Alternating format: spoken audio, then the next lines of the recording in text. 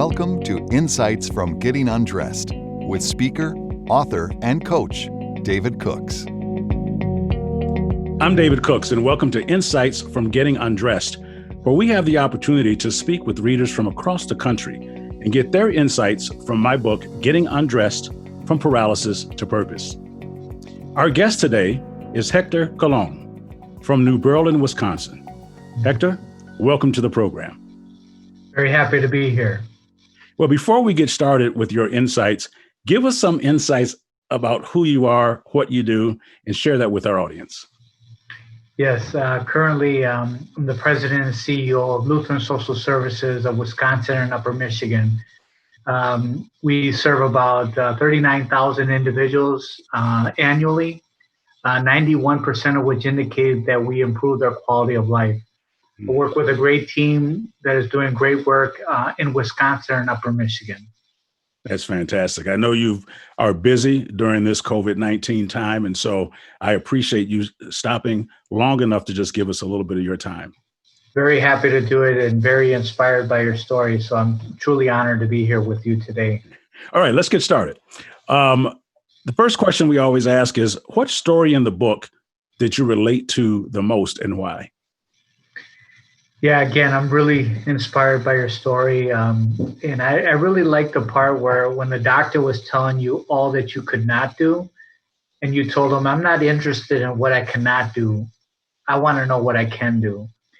And that really struck me. First, your resilience and overcoming the significant obstacles that you were facing.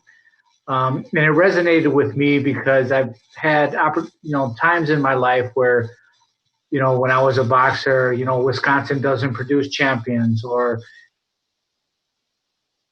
maybe you should become a gym teacher. I think the occupational therapy program is too hard, or for a job, I think you're a nice guy, but you're not at this level. So when I saw you, when I heard that, it kind of resonated with me and of other situations I've had in my life. But again, no comparison to what you went through, or I was truly inspired by your story. Okay, fantastic. Give us a couple of your key takeaways from the book. Yeah, so first and foremost, just you really overcoming obstacles and also limitations that others try to put on you. You weren't trying to hear that. You really wanted you knew where you were going. You knew what you wanted to accomplish. You knew you had a purpose, and God gave you these talents, and you were very focused at making sure that you could achieve those talents and that you could achieve that purpose. The other thing that your ability to change and adapt. And just really not losing focus of where God wanted to take you. And it was new and it was different, but it was still that purpose that God wanted for you.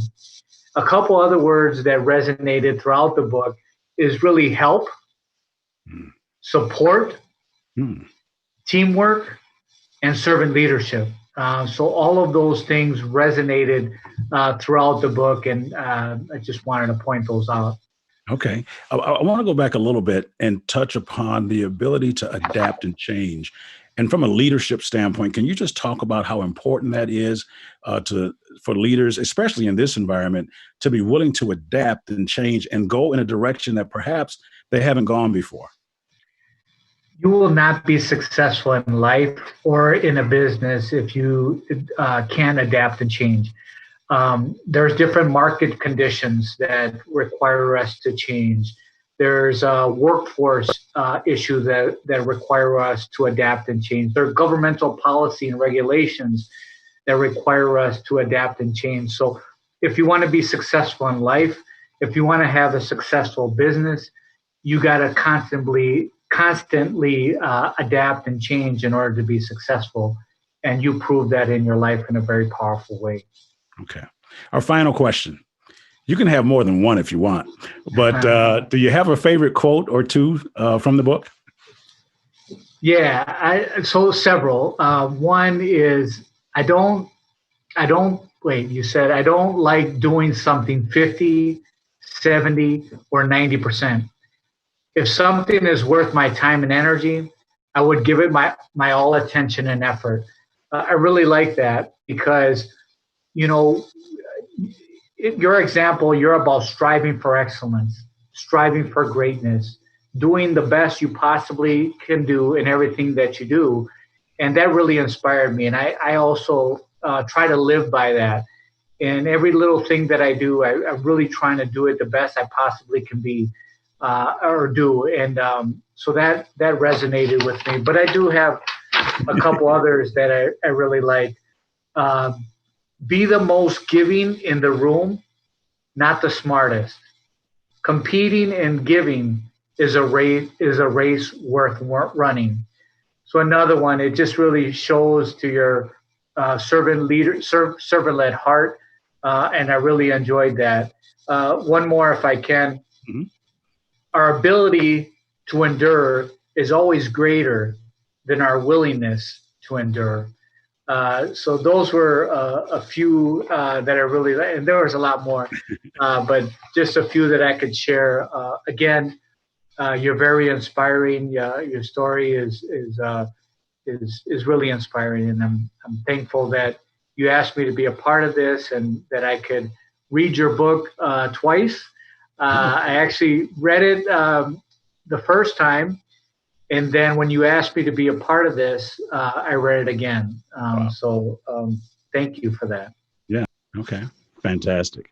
Well, before we end today, I want to give you the opportunity to freestyle. That's what we call it. To just whatever comments or things you have that you haven't said already about the book that you'd like for our audience to know. Yes. I think if you read it, you'll be very inspired. You'll see a person that has a lot of tenacity, grit, and courage to overcome obstacles and challenges and limitations. And so it's a book that I highly recommend. I believe that lots of people should should read this book. Youth that are going up through difficult challenges, leaders that want to espouse a servant leadership philosophy to achieve great results the way you have achieved on the basketball court and in your life. Okay. One of your quotes, which is one of my favorite quotes of the book, and it's actually our tagline, your ability to endure is always greater than your willingness to endure. How did that speak to you?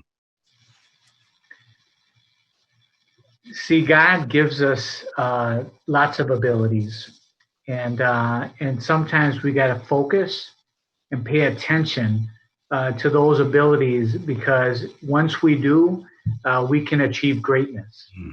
And it's not always easy because there's distractions, there's people put limitations, but if you stay focused, you can move forward and achieve greatness. Okay, fantastic. Well, first of all, let me thank you again for joining us today. I know you've got some things in the works that I'm excited about for you. You mentioned briefly about your boxing career, and you've got a book coming out soon, and I'm excited to read it. I'm excited because you have a great story of going from the boxing ring to the boardroom and all the things in between. So congratulations to you on your up and coming book. And I'm going to be speaking with you more about that in the future as well. Oh, that'll be great. I look forward to it. And again, God bless you. Thank you for the opportunity. And yes, I look forward to getting out the book, published probably in August. Okay. We're looking to have a soft launch in July, and then a hard launch in August. Everything's going really well. I've been blessed to have a lot of great people around me to support me. One of the hardest things I've ever done in my life. Wanted to give up plenty of times, but fighters don't give up, so we don't do that. That's right. Yeah. All right. Well, again, thank you. Hey, we'll have more insights from Getting Undressed next time. And remember, whatever life throws at you, whatever life throws your way, your ability to endure it is always greater than your willingness to endure it. You can order your copy of Getting Undressed from Paralysis to Purpose at davidcookspeaks.com or on amazon.com. Special thanks to Hector Colon for sharing his insights from Getting Undressed.